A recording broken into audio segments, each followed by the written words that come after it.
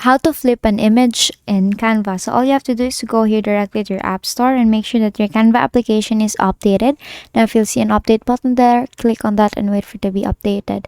It's very important for you to update your application. That is because there are a lot of new features that you can only access once you update your application. Now once you're done updating your application, let's go to your Canva immediately, and here I have already set it up. So I have here my image that I want to flip.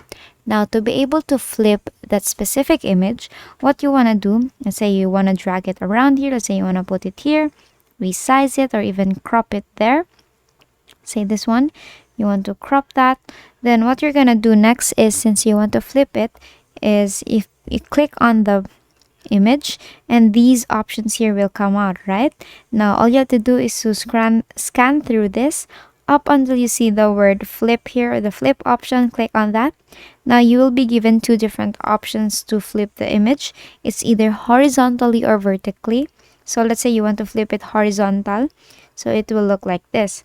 Now let's say you want to flip it vertical, then you can do it like this. And basically, if you're already satisfied with that, that is how you flip an image in Canva. If this video helped you, please don't forget to like, share, and subscribe to the YouTube channel to show your support. Thank you for watching.